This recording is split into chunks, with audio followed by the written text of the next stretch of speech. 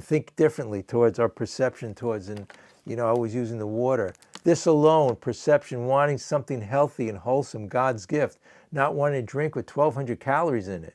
That's where the problem is. And there's all the goopy stuff in it. So one drink, and during the week, if you just go to something wholesome like water, you'll lose weight right there because you don't have all the calories. You'll be out of your addiction. It also cleanses your palate. Stay away from those addictive foods that are made by the corporations. Wholesome foods I have here are grapefruit and an apple, and it's totally amazing. These things have in them more vitamins than you can buy. I'm a registered pharmacist, and I know this. Vitamins have, 10 vitamins in them?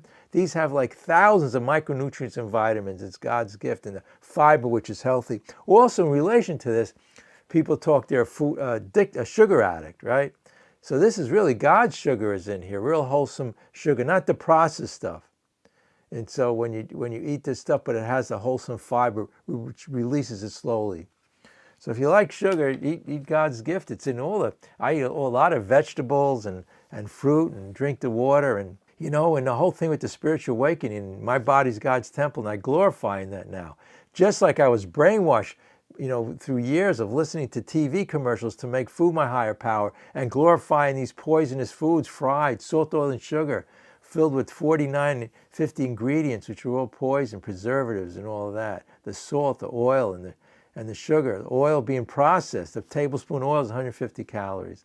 There is a way out, but I couldn't do it by controlling it, because every time I tried to control it on a diet, I was on a strict diet for a year. What happened was I didn't make it about being relaxed and centered and using my intuitively knowing how to eat. It was all by, I could control it. I can do it. So I really still the thinking wasn't changed. I was in the problem still. The diet is the problem. I was always trying, if I could control this, if I could do this. If you liked the video so far, press the like and subscribe button. My life would be great, but I still was fighting it because I wanted the food. I wanted all those things that I felt I shouldn't have. But when I relaxed and had the perception change, I didn't want the food with all the poison in it anymore. Made by the corporations, they put stuff in there that goes into your brain and infects it. Page 85, the 10-step promises. It amazes me. I think they made the 9th and 10th step promises, Alcoholics Anonymous, but I think they made the 10-step promises directly for the food. And it starts out at the bottom of page 84. We have cease fighting anyone or anything. I mean, just all the words here. Sanity will have returned. I didn't know where the problem was in all of my life issues with people, whatever it was. I thought everybody else was the problem. I didn't realize it was perception change. Just like that chapter, acceptance is the answer to all my problems. Perception and change of thinking through a higher consciousness, God of my understanding. If I make it all about my spirituality, then I don't have to make it about material things, whether it's people, food, whatever. I'll be fully satisfied and joyous and happy from within. Don't forget, the other stuff is pleasurable. It's called pleasure, but it's temporary. Temporary pleasure is always a lot of, especially with our addiction to food, it could be drugs, alcohol.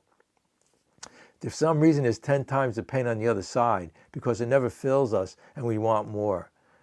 So we said, it goes on to say, we seldom be interested in liquor or food or any addiction we have. It could be people. We're always interested in what people think about us, but after a while, we don't have to be interested in that anymore. We have a better way of thinking. If tempted, recoil from as a hot flame, we react sanely and normally. We had to realize the insanity of it all.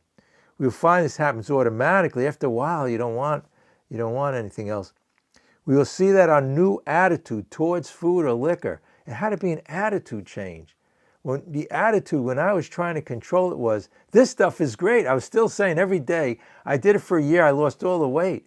And I got down to my goal weight, but every day I was miserable. I was still, in my mind, I wanted all of that poisonous food. So I had to have the perception change. It says here automatically, and I can enjoy my, what you want to call food plan, a diet, whatever it is. We'll see that a new attitude towards liquor is given us without any thought on our part. It just comes. A miracle of it, right? That is the miracle of it. We are not fighting it, neither are we avoiding temptation. Fighting it never works. Think about it. Anything in life. Do you ever try fighting and quarreling with somebody, trying to win the argument? Does that work? Same with our addictions. It doesn't work because we need a perception change. Come to our free Zoom meeting. See info in description. Now back to our video. We feel as though we've been placed in a position of neutrality, safe and protected. It's all about the steps. Step 3, give our will and our lives over to care of a higher power, safe and protected. Think about it. I had said the spiritual addiction. I said pick something else to make, besides food, to make you happy. There's so much else to life, but when we're food, we're very finite. And come home, close the shades with the alcohol, with the food, cigarettes. It could be cigarettes, right? Gambling, whatever it is. We miss out on all in life and we become really miserable. And especially with our addictions, could be drugs or food, what they do physically to us. So it just goes on to say we have not even sworn off. Again, not swearing it off. We don't even have to do that. Instead, the problem has been removed. We can't do it. The problem will be removed when we apply these steps. And here it explains, if you go a little bit further down on page 85, it says what we really have in the middle of the page is a daily reprieve contingent on the maintenance of our spiritual condition. I'm cured, but it depends on my spiritual addiction.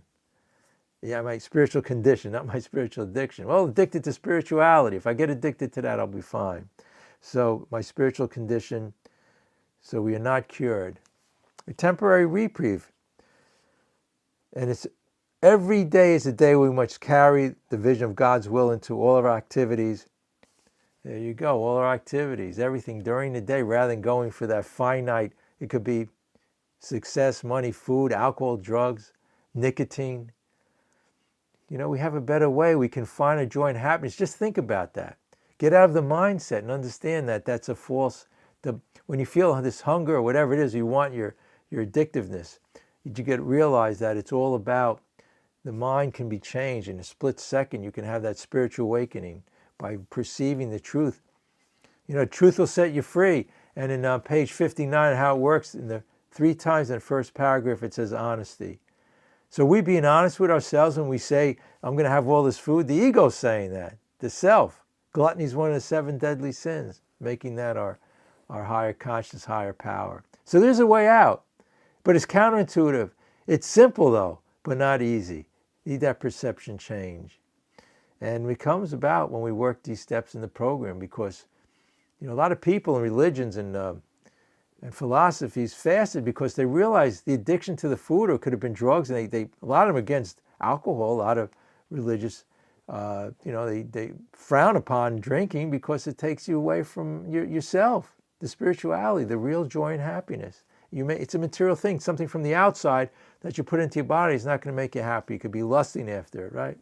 Well, any kind of lust, call it like a cardinal sin, because it's getting away from spiritual.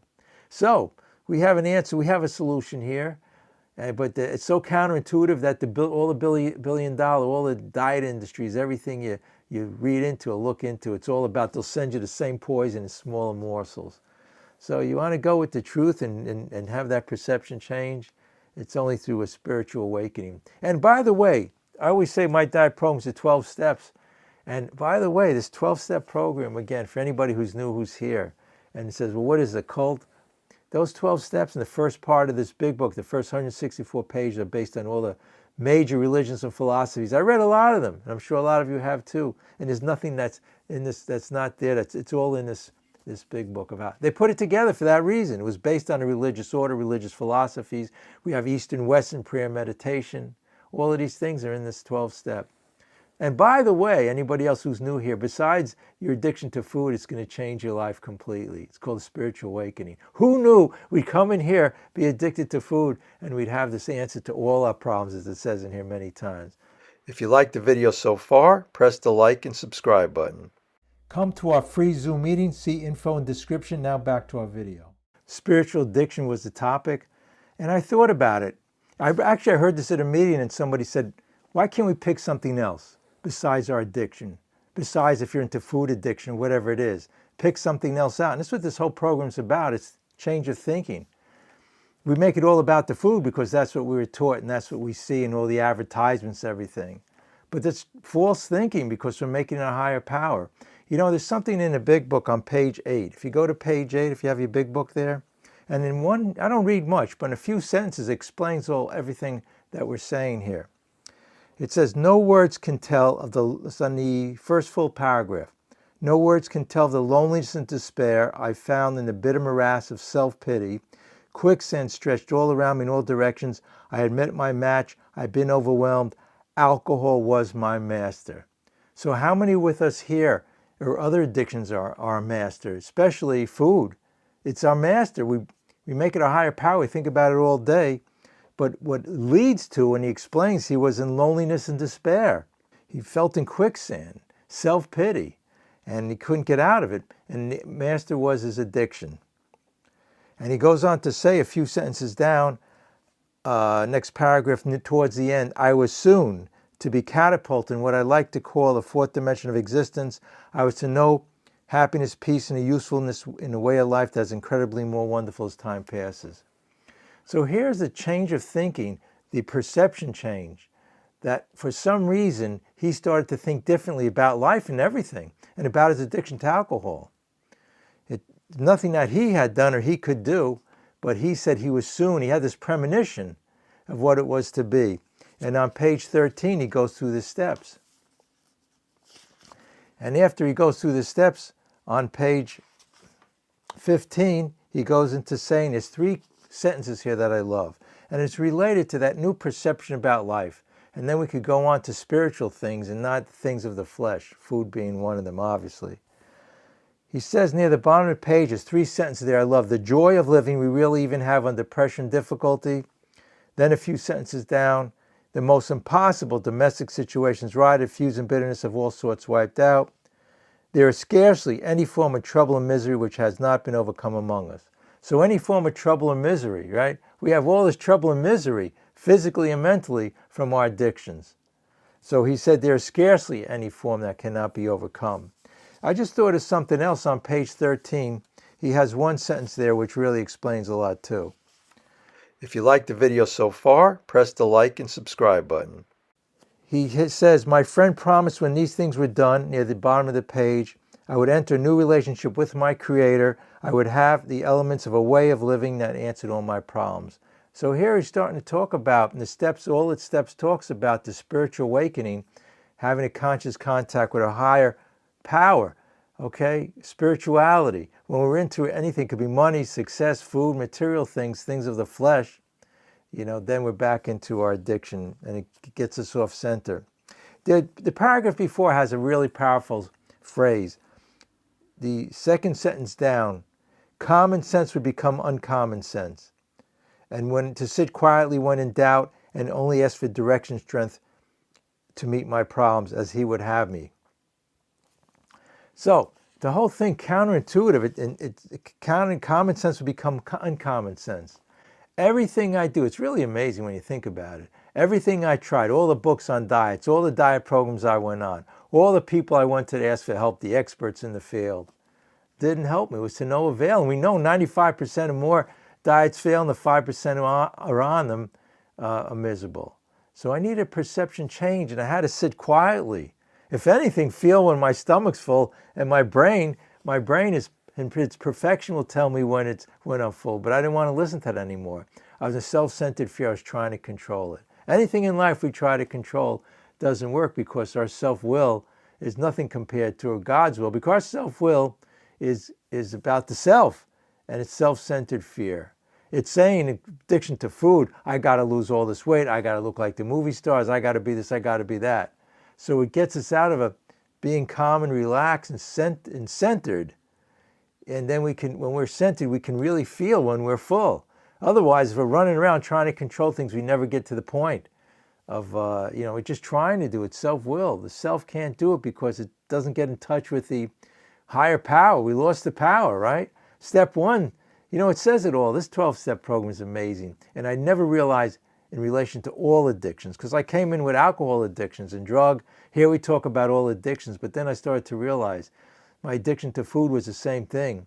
And I was running around trying to control it, and I heard a lecture about a month ago on the internet, and they had all the experts there, the nutritionists, the doctors, the scientists, and I couldn't help but think of what Dr. Silkworth said. But when they had it was an hour and a half lecture, and they talked about it in questions, and never once heard the word spirituality. And Dr. Silkworth said, and we can't forget this, he said there's only one way out. The doctors and scientists couldn't figured out. He called it back then moral psychology. He was even in fear. He didn't want to come right out and say it, right? Spirituality. But he saw it in Bill. Bill was in for his third time in the Townsend Hospital, and he saw he couldn't recognize Bill. He was a changed man. He had the spiritual awakening. He had a new way of thinking, and that's the only way he got out of his alcohol addiction. Our food addiction, we need a new way of thinking. The old way didn't work. The self, step one. Step two said we had to be restored to sanity. So here I was using the same crazy thinking and same crazy mind that got me into the situation to try to resolve it. I had to get out of the old self, be reborn, step three. It talks about on page 62, being reborn. Reborn in thinking. Reborn, and it talks about relieving your bonds of self. Anything in life. Look, we could relate it to anything. A lot of times I use the sports analogy. When we're there trying to figure something out and how to catch a baseball or hit a golf ball, we can't do it. We're using every muscle, figuring out. When we relax and get centered and just feel what we're doing, they call it like an inner sport or inner tennis. They used to have a book called Inner Tennis. And the whole premise was you have to let go. And I'm sure most athletes famous, professional athletes, when it comes right down to it, they learn all the basics. You might have to learn some of it, but when it comes right down to it, they have to be centered and relaxed and just feel what they're doing. Same with life, same with this addiction. When we're into the addiction, look, here's the problem too. As I see it, people say they go back to day one and they want perfect, they call it abstinence, and I've been abstinence for like all these days. But life isn't like that. Anything in life has its ups and downs.